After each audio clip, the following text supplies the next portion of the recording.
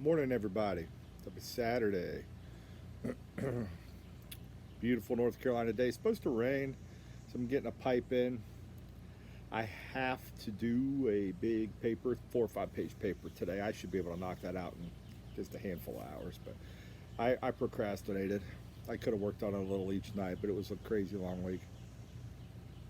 It's due tomorrow at midnight. I'll get it done. I always get them done. Yeah, procrastination. I enjoy writing. It's the funniest thing. I really dread starting the project, but once I get the laptop out and start firing up and start researching, I just get into it. But it's getting that start. But I figured I'd have a pipe. Curmudgeon told me if I don't smoke a pipe every now and then on video, I'm going to be kicked out of the YTPC. Too many cigars.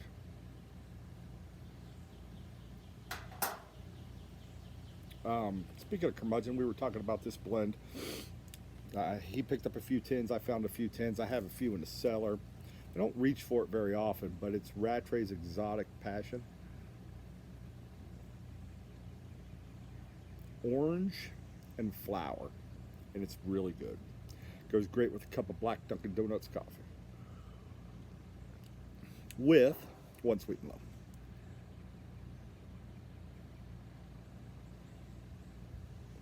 But I have a few tins of it squirreled away. It's out right now. There's some available if y'all are looking for it. My recommendation is, though, and like Curmudgeon and I were talking, dedicate a pipe to it. I don't typically dedicate pipes to blends per se. I'll have an aromatic dedication, and I'll have, but any aromatic could go in it. Usually my Virginias and my Englishes, very rare do I have one dedicated. I'll mix them up. It don't matter to me. This one, dedicate a pipe to it, just because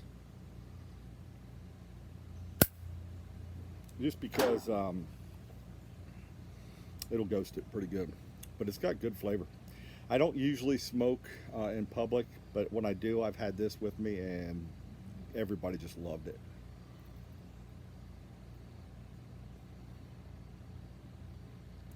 But good flavor, mild, not very bitey.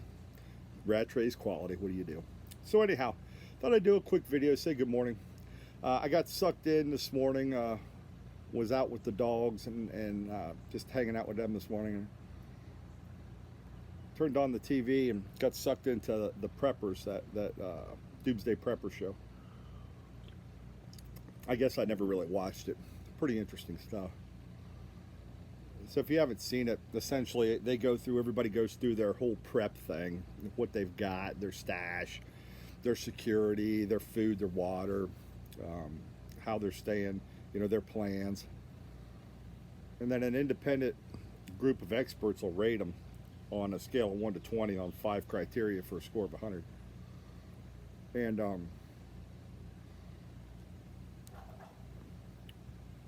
people they get pissed. They think they've got the tiger by the tail, and they've got all these things buried all over the country, caches and weapons and food, and then they'll come in and say, you could survive 9 months. Oh, you don't know what you're talking about. I've got a lot more I didn't show you. I bet you do. So we're not preppers, Mrs. Buckeye and I, but we do. We have stuff. What we prep for isn't the end of the world. We prep for hurricanes because in North Carolina we'll get a hurricane. So we have things on the shelf, peanut butters and waters, and some of these people had 2 5,000-gallon water tanks. I'm pretty fired up to have 8 5-gallon bottles of water for my machine, plus a handful of bottled water. I'm pretty fired up about that. I think that's good. 10,000 gallons, holy moly. But man, these guys are serious. They will bury. This one guy was mobile, and he has caches that he has buried with GPS locations all over the country. All of them are within 600 miles of each other, which is 1 tank of his gas. So, his downfall is going to be, as I move my camera, his downfall is going to be the fact that, or you're going to get diesel. So he was showing how he'll siphon it out of other cars or other trucks.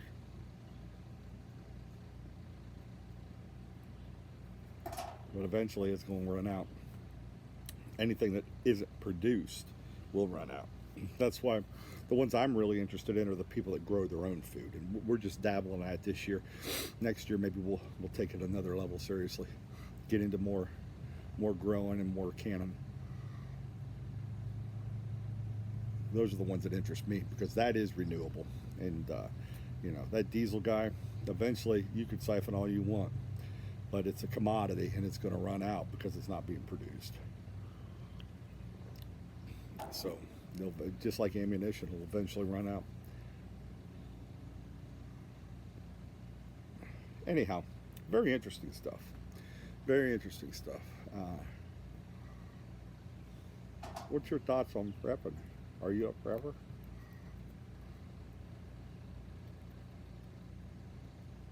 We say we're preppers, but we're more just in casers, I guess. We're not that hardcore. We have enough to last us a while, defend what we have, and heaven forbid, take if we need it. But that's the scary part. Because if you get a group of people that want to take, we wouldn't be able to defend that. And not many couples would be able to defend it. This one guy was funny, man. He recruits people. He's got a team and he does a test, and they have to go through all the testing, and it's a interview and then a practical, and then goes through this whole rigmarole, and then they're on his team. Very interesting. He was pissed when they told him he could survive 15 months. Well, you don't know the half of it. I got a lot more. I'm sure you do, Chachi. I'm sure you do. But if you haven't checked out that Doomsday Preppers, man, it's kind of cool. It's kind of cool to see people's thought process. But the one, like I said, the one I really think is smarter, the people that are growing their own vegetables and canning and stuff. Whether it's Doomsday or Hurricane or COVID-19. Look at COVID-19. Look what it did to the stores. Having a freezer now, and but if we lose power, what do you do? But interesting. Anyhow, folks, hopefully you're well, and a lot going on with this COVID-19. A lot of videos, a lot of crazy videos. I'm not going to get into all that mess.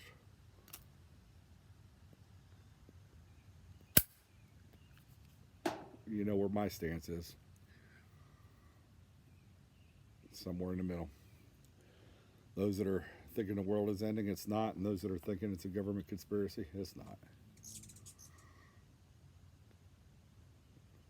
A lot of people dead. A gentleman that just went to my school, graduated 9 years after me. He graduated in 2000. Just died of COVID-19 complications this week. That puts it in perspective. He's not even in his 40s. I had a little fun. I'll close with this with COVID-19. I had a little fun on Facebook. Just posed a question to everybody. I was reading the Wall Street Journal, and the cases have went up by over 1 million in the last 2 weeks. Not just in the United States, I'm talking worldwide. So everybody that thinks this is a United States conspiracy, everybody else is reporting the same thing. But anyhow, my question I posed is, you're the president, what do you do? Yeah, the economy, it needs to open. I 100% agree with you. I'm with you.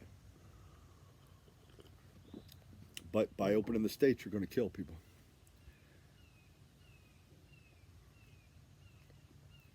By not opening the states, you're going to crash the country and potentially kill people, and maybe even more than if you opened. Who knows? So what do? You tell all the people that are sick and unhealthy, we're opening it up and we know it's going to kill you, and survival of the fittest. Sorry, brah. It's been a hell of a ride, but you're going to probably get taken out.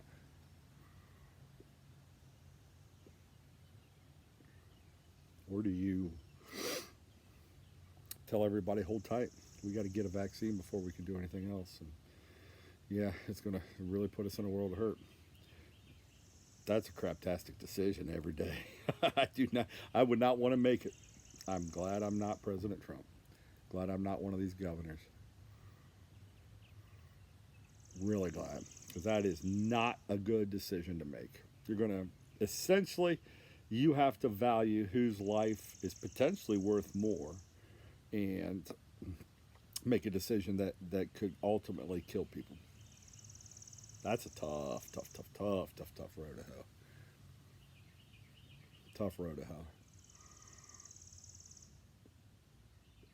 I see all the people say, well, they're sick anyway. They just survival of the fittest. Let them die. Yeah, that's cool. Cool way to think, man. What's that? What if that's your family? How cool is it then? I have a lot of elderly people in my family and a lot of people with health problems. So condemn them to die? That's cool, bro. But at the same time, you got to do something. So, got to open up. I do agree with that too. So that's why I'm not making a decision. I'm somewhere in the middle. But I would tell you, I track this stuff every day for work, and the cases continue to go up. And they tell me, John, well, the cases are going up because more testing. Okay. So if the cases are going up as the testing is going up, then you can expect proportionately the cases will continue to increase as the testing increases, which means, using some simple logic, there's a lot more of it out there than we know. So everybody quoting this 0.02 mess or 0.01 or whatever you want to quote. Be careful. I'm not saying you're wrong. Be careful. How many people are home sick not getting tested? A buttload. You can bet that. This will be a big week for North Carolina because we are opening up phase 2 as of yesterday. So actually the governor amended it. It's not as aggressive as he was going to originally open. Originally it was going to open gyms and bars and nightclubs and all that stuff to limited capacity, and he pulled back on that. No gyms can open, no nightclubs, no bowling alleys, no movie theaters, no entertainment of any kind. Restaurants can open to 50% capacity, dining in. But my concern is holiday weekend, a lot of alcohol, a lot of bad decisions. So don't be scared, folks, but have some common sense. There's still people out there that are ranting and raving about the masks, thinking the mask isn't going to protect you from coronavirus. You're 100% correct. It will not. It's not supposed to.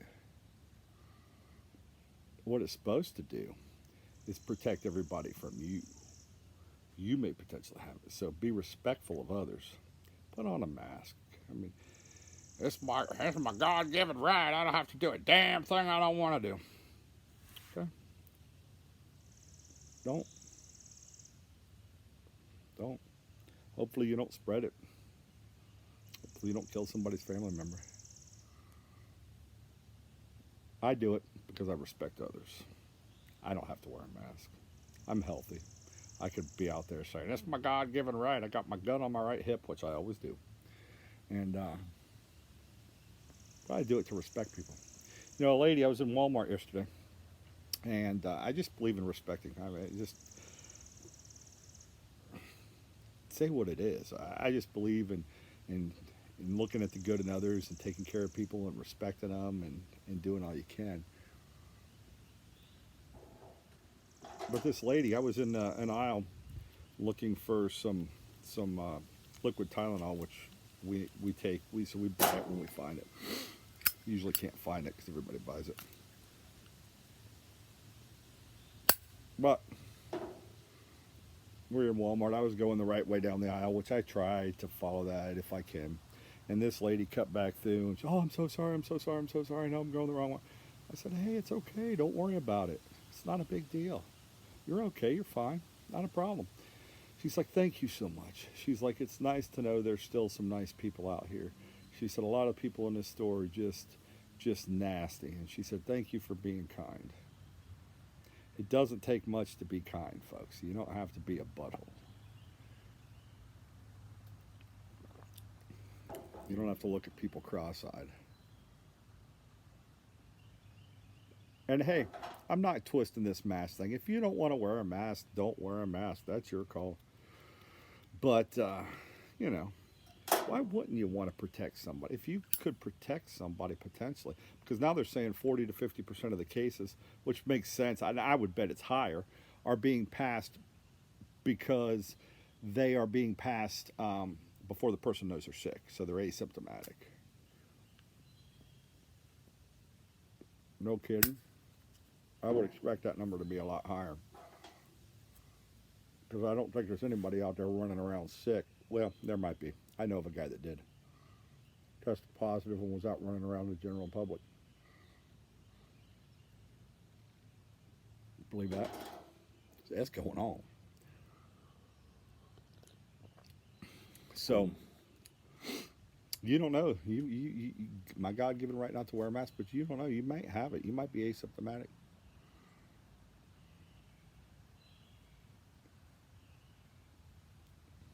But again, I just look at it as a respect thing.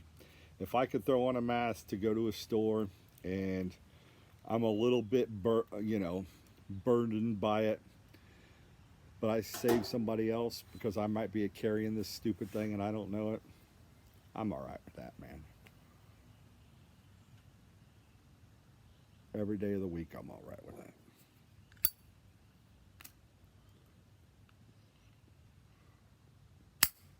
Getting hooked by the bowl. Anyhow, folks, I ranted and raved, man. I did not expect to keep you 17 minutes. Most people don't watch anyway, so hey, if you've watched to this point, the first person that says, "Hey, John, send me a couple samples of tobacco because I watched to the very end."